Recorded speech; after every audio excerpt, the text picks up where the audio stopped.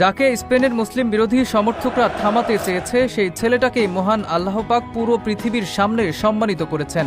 লামিনের বিশ্বাস ছিল মহান রবের ওপরে, আর সৃষ্টিকর্তাও যেন তাকে দুমুঠো ভরে সম্মান দিলেন, চুপ করালেন স্পেনের মুসলিম বিরোধীদের। হ্যাঁ, তাই মুসলিম বিরোধীদের উপযুক্ত জবাবটাই দিলেন লামিনে ইয়ামাল।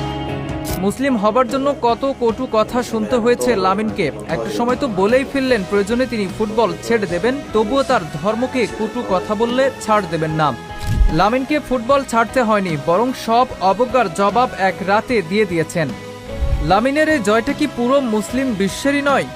স্পেনে যখন চলছে মুসলিম বিরোধী স্লোগান, তখন ফুটবল মাঠে মুসলিমদের হয়ে একাই লড়ে যাচ্ছিলেন বার্সেলোনা সেনসেশন।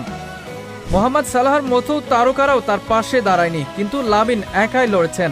মূল ঘটনার সূত্রপাত সর্বশেষ ফিফা উইন্ডোতে মিশর বনাম স্পেনের ম্যাচে।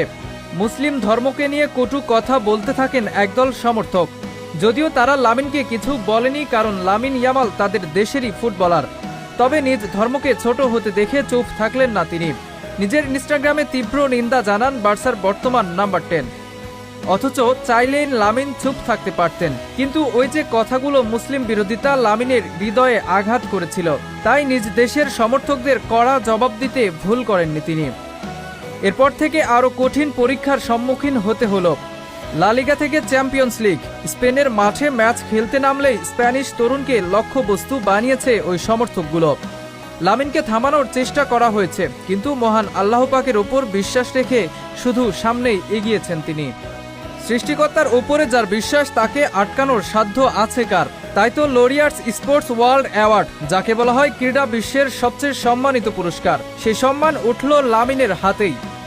2025 সালে বছর সেরা উদীয়মান ক্রীড়াবিদ নির্বাচিত হয়েছেন তিনি। বার্সেলোনার হয়ে 2025 সাল দুর্দান্ত কাটিয়েছিলেন, জিতেছিলেন লিগ টাইটেল এবং চ্যাম্পিয়ন্স লিগে বার্সাকে নিয়েছিলেন শেষ চারে। সকল সমালোচনা আর বাজে দিন উপেক্ষা করে সৃষ্টিকর্তার ওপরে বিশ্বাস রাখা লামিনের জন্য অ্যাওয়ার্ড বিশেষ প্রাপ্তি। লামিন আগামী দিনগুলো। এই জয় স্পেনের জয় না, এই জয় গোটা মুসলিম বিশ্বের ফুটবল সমর্থকদের। মুসলিম ফুটবলার লামিন ইয়ামাল মনে প্রাণে একজন ফিলিস্তিনিপন্থী। 2026 বিশ্বকাপ জিতেই ফিলিস্তিনকে স্মরণ করলেন বর্তমান সময়ের এই জনপ্রিয় সুপারস্টার। এই প্রথম কোনো মুসলিম ফুটবলারের হাতে উঠল বিশ্বকাপের সেই সোনালি ট্রফি। আর্জেন্টিনাকে এক প্রকার নাকানি চুবানি দিয়ে বিশ্বকাপ শিরোপা নিজেদের ঘরে তুলেছে লামিন ইয়ামালের স্পেন।